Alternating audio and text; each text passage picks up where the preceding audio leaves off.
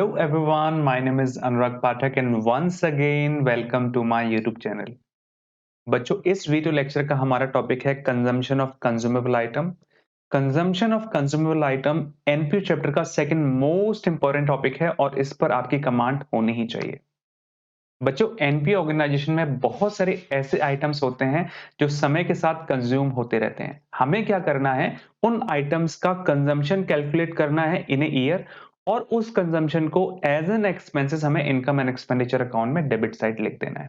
ऐसा हम क्यों कर रहे हैं? ऐसा हम इसलिए कर रहे हैं, अगर आप कंजम्पशन को एज एन एक्सपेंसेस ट्रीट करके इनकम एंड एक्सपेंडिचर अकाउंट में नहीं लिखोगे तो सही सरप्लस और डेफिसिट हमें नहीं मिलेगा। So, in order to calculate right surplus and deficit, we calculate consumption and treat it as an expenses in the income and expenditure account. This is the reason. This is the reason why we calculate consumption. Okay, वैसे तो book में एक format दिया हुआ है, उसमें question की information को पुट कर दोगे तो आंसर आ जाता है, लेकिन हमें कॉन्सेप्ट सीखना है। बाई चांस हम फॉर्मेट को भूल जाते हैं, फिर हम क्या करेंगे? अकाउंटिंग के किसी भी अकाउंटिंग स्टैंडर्ड्स में ये नहीं लिखा है कि आपको कोई इंफॉर्मेशन कैलकुलेट करनी है, कोई डाटा कैलकुलेट करना है तो उसका कोई फॉर्मेट है। कोई भी इंफॉर्मेशन, कोई भी अकाउंटिंग इंफॉर्मेशन हमें निकालनी है तो वो लेजर के थ्रू ही निकल सकती है। अगर आप कोई और ज्यादा रिफाइंड और टारगेटेड इंफॉर्मेशन लेना चाहते हो तो आपको और ज्यादा क्लासिफिकेशन करना होता है लेजर्स का, यानी कि और ज्यादा आपको लेजर्स बनाने होते हैं। सो द कॉन्सेप्ट इज, अगर आपको कोई इंफॉर्मेशन निकालनी है तो उसके लिए आपको लेजर बनाना होगा।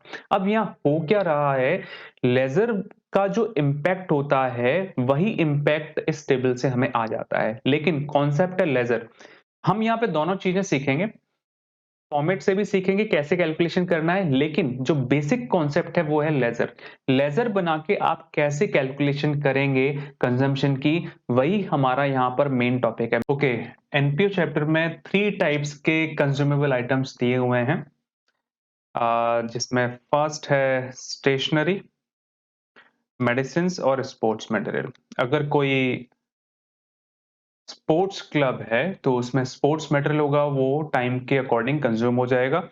अगर कोई चैरिटेबल हॉस्पिटल है तो उसमें मेडिसिन होगी, वो टाइम के अकॉर्डिंग कंज्यूम हो जाएगी। और स्टेशनरी तो सभी की सभी ऑर्गेनाइजेशन में होती है और वो कंज्यूम होती रहती है। तो हमें क्या करना है, इन तीनों आइटम्स का या फिर कोई भी एक आइटम जो आपको क्वेश्चन में गिवन है उसका 1 ईयर का कंजम्पशन कैलकुलेट करना है। कंजम्पशन का मीनिंग ये है कि 1 ईयर में आपने कितना कंज्यूम कर लिया। फॉर एग्जांपल स्टेशनरी अगर आई है इस साल, तो इस साल आपने उसमें से कितना कंज्यूम कर लिया, यही आपको यहां पर कैलकुलेट करना है। कैसे कैलकुलेट करेंगे जी? इसके लिए एक एग्जांपल ले लेते हैं। फॉर एग्जांपल आपके पास शुरू में 500 रुपए थे, यानी कि आपकी पॉकेट में 500 रुपए पड़े हुए हैं। आपने अपने फादर से 2000 रुपीज और ले लिए, 2500, यानी कि जब आप सुबह जागे तो आपकी पॉकेट में सुबह 8 AM 500 रुपीज थे। फिर आपने फादर से 12 AM या 12 बजे 12 नून आपने 2000 रुपीज और ले लिए, तो कितना हो गया आपके पास 2500। फिर आप मार्केट चले गए। मार्केट जाने के बाद फिर जब आप मार्केट से वापस आए और आपने अपनी पॉकेट को 11 o'clock यानी कि 11 PM चेक किया, तो उसमें ओनली 300 रुपीज पड़े हुए थे। तो आपने मार्केट जाके कितने पैसे खर्च कर दिए? 2200। कितना कंज्यूम कर लिया? 2200। इसी को बोलते हैं कंजम्पशन। इसी तरीके से कंजम्पशन निकाली जाती है। तो फॉर्मूला क्या हो गया, ये 500 को अज्यूम कर लो ये ओपनिंग स्टॉक है। ये जो 2500 आपने फादर से लिए हैं इसको अज्यूम कर लो कि ये इस ईयर की परचेज है। और ये जो 300 है, जो रात को आपने चेक किए थे पॉकेट में 300 थे, इसको अज्यूम कर लो क्लोजिंग स्टॉक है। तो फॉर्मूला हो गया हमारा consumption of consumable items. Consumption of consumable items formula हो गया ओपनिंग स्टॉक प्लस परचेज, जितना परचेज किया माइनस क्लोजिंग स्टॉक।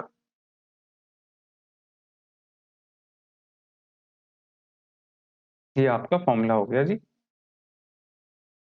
इस तरीके से आप कंजम्पशन निकाल सकते हो, बेसिक फॉर्मूला। अब ये कब यूज होगा? जब आपको परचेज गिवन हो। कैसी परचेज? Total purchase. दो टाइप की परचेज होती है, कैश परचेज और क्रेडिट परचेज।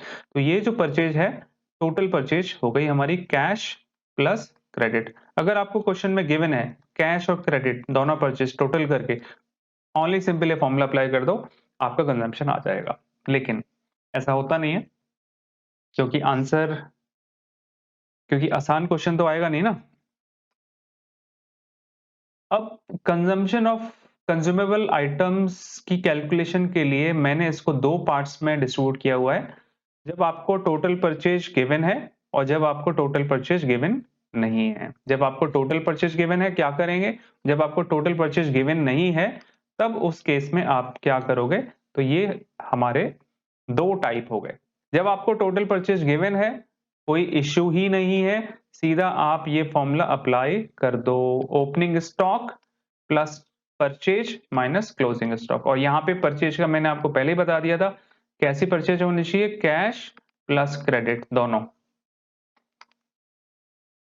इसके अलावा एक और बात आपको ध्यान रखनी है, अगर आपको परचेज टोटल परचेज क्वेश्चन में गिवन है और इसके अलावा आपको और भी एक्स्ट्रा इंफॉर्मेशन दी हुई है, क्रेडिटर्स की इंफॉर्मेशन दी हुई है, तो उन इंफॉर्मेशंस को आप डिस्कार्ड कर देंगे। क्रेडिटर्स की इंफॉर्मेशन को क्रेडिट परचेज को कैलकुलेट करने में यूज किया जाता है, और जब आपको टोटल परचेज गिवन है तो उसमें कैश और क्रेडिट परचेज दोनों इंक्लूड हैं। और अब अगर आप क्रेडिटर्स को यूज करके क्रेडिट परचेज कैलकुलेट करोगे तो डबल काउंटिंग हो जाएगी। ऑलरेडी क्रेडिट परचेज इंक्लूड है, एक बार और आपने क्रेडिटर्स को एडजस्ट कर दिया तो डबल काउंटिंग हो गई। क्रेडिट परचेज को आपने दो बार ले लिया, तो आंसर आपका गलत आ जाएगा। तो what is the concept? The concept is do not use any other information when total purchase is given. Just put the formula opening stock plus purchase minus closing stock, that's it. Second method, जब total purchase आपको given नहीं है, जब आपको total purchase given नहीं है, तब आप क्या करेंगे? जब आपको टोटल परचेज गिवन नहीं है, इस तरीके के क्वेश्चन को दो टाइप से कर सकते हैं। एक तो आपके पास प्री डिफाइंड टेबल है, उसमें कुछ आइटम्स हैं, बस वो टेबल लर्न कर लो, आंसर आ जाएगा। एक और मेथड है कि पहले आप अकाउंट बनाओ, क्रेडिटर्स अकाउंट। पहले कौन सा अकाउंट बनाओ? Creditors account. क्रेडिटर्स अकाउंट क्यों बना रहे हैं हम? क्रेडिट परचेज को कैलकुलेट करने के लिए। उस क्रेडिट परचेज में कैश परचेज को प्लस कर दो, तो क्या हो जाएगा? टोटल परचेज हो जाएगा। और टोटल परचेज जब आपके पास आ जाती है, तब आपने कुछ नहीं करना होता, फॉर्मूला आपको पता ही है। क्या फॉर्मूला है? Opening stock plus purchase minus closing stock. तो कॉन्सेप्ट क्या हुआ? ये जो क्रेडिटर्स की जो इंफॉर्मेशन गिवन है, ओनली और ओनली क्रेडिट परचेज को कैलकुलेट करने के लिए। क्रेडिट परचेज कैलकुलेट कर लो, क्रेडिटर्स का अकाउंट बना लो, वो अभी हम बनाना आपको सिखा देंगे। क्रेडिटर्स का अकाउंट बना लो, वहां से क्रेडिट परचेज कैलकुलेट कर लो। कैश परचेज अगर आपको गिवन है उसमें प्लस कर लो, गिवन नहीं है तो क्रेडिट परचेज को ही टोटल परचेज एज्यूम कर लो और फॉर्मूला अप्लाई कर दो, opening stock plus purchase minus closing stock. या फिर एक टेबल है, ये टेबल क्या है? इसमें जो आइटम्स यहां पर यूज हो रहे हैं, ये सारे के सारे जो आइटम्स यहां पे यूज हुए हैं, उसको एक ऐसे फॉर्मेट में हमने लिख दिया है कि इसका इंपैक्ट, इस टेबल में जो आइटम है इसका इंपैक्ट वही पड़ेगा जो ऐसे आप क्वेश्चन को करोगे। अगर इस तरीके से क्वेश्चन करोगे या फिर टेबल से कर लो, आंसर सेम आएगा। फर्क इतना है, या तो टेबल लर्न कर लो या कॉन्सेप्ट सीख लो। तो मोस्टली बच्चे क्या करते हैं? टेबल लर्न कर लेते हैं, और जरा सा इसके अंदर भी ट्विस्ट आ सकता है। बाई चांस एक और इंफॉर्मेशन दे दी आपको कि सेल भी गिवन है, मटेरियल्स की, कंज्यूमेबल आइटम्स की सेल भी गिवन है, फिर क्या करोगे? फिर टेबल से नहीं होगा, फिर होगा अकाउंट बना के। लेकिन टेबल से भी हो जाएगा, क्योंकि हम एक और आइटम उसमें एडअप कर देंगे। उसको आपको लर्न करना है कि अगर इस तरीके का आइटम आ जाएगा, सेल आ जाए, बुक वैल्यू, जैसे फॉर एग्जांपल 2000 का गुड्स अपने 1500 में सेल कर दिया है, तो जो उसकी जो बुक वैल्यू है, सबसे लास्ट में जो आंसर आएगा टेबल में से बुक वैल्यू और माइनस कर देंगे, तो आपका कंजम्पशन आ जाएगा। टेबल जो है वो लर्न करने के लिए है, और ये जो आपका, ये तो कंप्लीट कॉन्सेप्ट्स है। सबसे पहले हम देखते हैं क्रेडिटर्स अकाउंट बनाएंगे कैसे। क्रेडिटर्स अकाउंट बनाने के लिए क्या करें? ये सारे के सारे आइटम्स इसमें आते हैं। सबसे पहले लास्ट ईयर के जो क्रेडिटर्स हैं, आपने पेमेंट नहीं की, जब आपने लास्ट ईयर के आउटस्टैंडिंग क्रेडिटर्स का अकाउंट बनाया होगा तो उसमें कैसा बैलेंस आया होगा? क्रेडिट बैलेंस आया होगा। तो उसका ऑलरेडी क्रेडिट बैलेंस चल रहा है और लायबिलिटी का बैलेंस क्रेडिट ही होता है, तो लास्ट ईयर के जो आउटस्टैंडिंग है यानी कि इस साल के जो ओपनिंग क्रेडिटर्स हैं वो हमारे लिए लायबिलिटी हैं, तो आप उनको लिख दो क्रेडिट साइड। और इस साल लास्ट ईयर जो आपने एडवांस दिया था वो आपका एसेट है, क्रेडिटर्स को जो एडवांस दिया वो एसेट है, तो उसका बैलेंस डेबिट आ रहा होगा तो उसको डेबिट लिख दो। उसके बाद आपने जो क्रेडिटर्स को पेमेंट किए, creditors to bank, creditors account debit to bank account, तो एंट्री आपको समझ ही आ रही है, तो वो भी एंट्री यहीं आ जाएगी। उसके बाद एडवांस शुरू का अपोजिट कर दो उसको, शुरू का एडवांस डेबिट है तो क्लोजिंग एडवांस क्रेडिट हो जाएगा, और क्रेडिटर्स ओपनिंग क्रेडिट है तो क्लोजिंग क्रेडिटर्स डेबिट हो जाएंगे। अब बस आपको ये 3 आइटम्स को प्लस करके ये 2 आइटम्स माइनस करने हैं, तो ये आपका बैलेंसिंग फिगर आ जाएगी परचेज। मैंने वैसे यहाँ पे परचेज लिखा है, स्टेशनरी है तो स्टेशनरी आ जाएगा, मेडिसिन है तो मेडिसिन आ जाएगा, स्पोर्ट्स मेटल है स्पोर्ट्स मेटल आ जाएगा, और ब्रैकेट में लिख देना क्रेडिट परचेज। तो ये हमारी हो गई क्रेडिट परचेज। ओके, अब क्रेडिट परचेज निकाल के फिर आपको सेम फॉर्मूला अप्लाई करना है, ओपनिंग स्टॉक प्लस परचेज, और कैश अगर परचेज है तो इसमें प्लस कर लो, और माइनस क्लोजिंग स्टॉक, तो ये आ जाएगा आपका कॉस्ट ऑफ मटेरियल। डन। एक क्वेश्चन करके देखते हैं। ये देखो क्वेश्चन नंबर 25। सबसे पहले आपको चेक करना है टोटल परचेज तो गिवन नहीं है। मोस्टली हमसे यही मिस्टेक हो जाती है कि हम परचेज चेक नहीं करते और वो हमारी जो टेबल है हमने जो लर्न की हुई है उसी में इंफॉर्मेशन डाल देते हैं। तो ये तो हो गया फर्स्ट मेथड से। अगर आपको टोटल परचेज गिवन है तो यहाँ पे आप देख लें परचेज आपको गिवन है, परचेज कितनी गिवन है 60,80,700। फिर मैंने आपको बताया था अगर आपको परचेज गिवन है तो क्रेडिटर्स की इंफॉर्मेशन को आपको यूज नहीं करना है, तो उनको यूज नहीं करेंगे, सीधा 3 आइटम्स लेंगे, opening stock plus purchase minus closing stock. तो आंसर आ जाएगा cost of material consumed opening stock plus purchase minus closing stock. Opening stock है हमारा 1,75,750 प्लस परचेज 60,80,700 माइनस 144,650।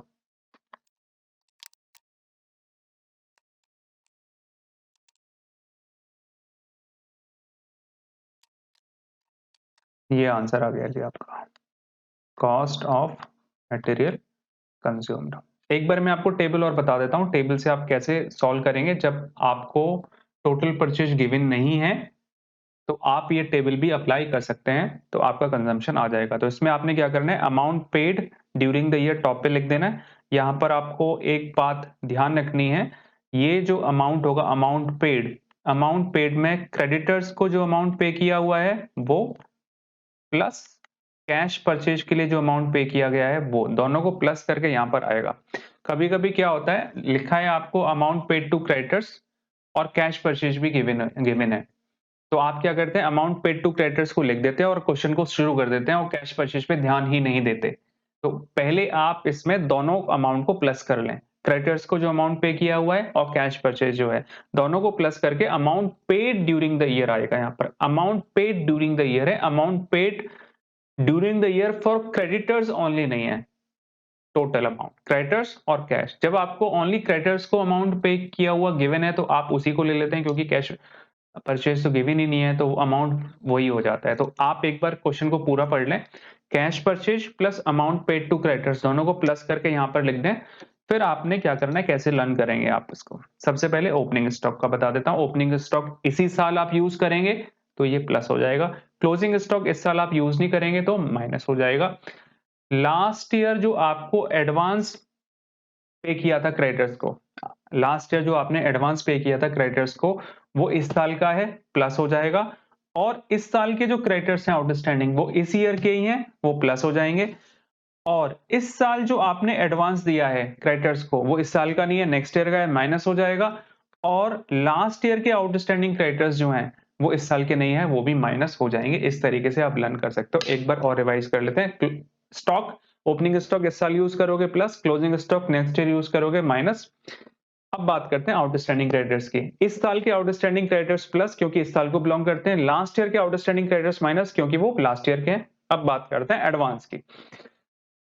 इस साल जो आपने एडवांस पे किया है वो नेक्स्ट ईयर के लिए पे किया है, इस साल का नहीं है तो माइनस। और लास्ट ईयर जो आपने एडवांस पे किया था वो इस साल के लिए ही पे किया था, वो इस ईयर को बिलोंग करता है तो प्लस, बस ये टेबल लर्न हो गई। उसके बाद आपको जो नीचे अमाउंट आएगा कैलकुलेट करने के बाद वो हमारा कंजम्पशन हो जाएगा। करेक्ट है। एक क्वेश्चन करते हैं इसके बेसिस पर। ओके, ये है क्वेश्चन नंबर 26।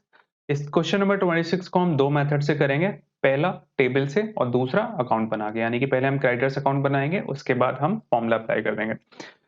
इस क्वेश्चन को टेबल से करना थोड़ा आसान है क्योंकि इसमें और कोई एक्स्ट्रा इन्फॉर्मेशन नहीं होती। वैसे टेबल ज्यादा प्रेफर करते हैं, अगर सीधी इन्फॉर्मेशन सब कुछ गिवन है तो टेबल से ज्यादा आसान रहता है क्योंकि आपको अकाउंट बनाने में टाइम लगता है। इसमें 2 लाइन डालनी है, कैलकुलेट करना है और उसको सीधा की सीधा हमें इनकम एंड एक्सपेंडिचर अकाउंट में डेबिट साइड डाल देना है।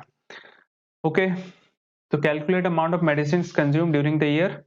ओपनिंग स्टॉक ऑफ मेडिसिन, सबसे पहले आपको लिखना है कितना आपने पेमेंट किया, तो यहाँ पे कैश परचेज गिवन है और क्रेडिटर्स को कितना पे किया है वो गिवन नहीं है, तो ओनली हम कैश परचेज को ही payment made during the year assume कर लेंगे। तो payment made during the year 3 lakh rupees.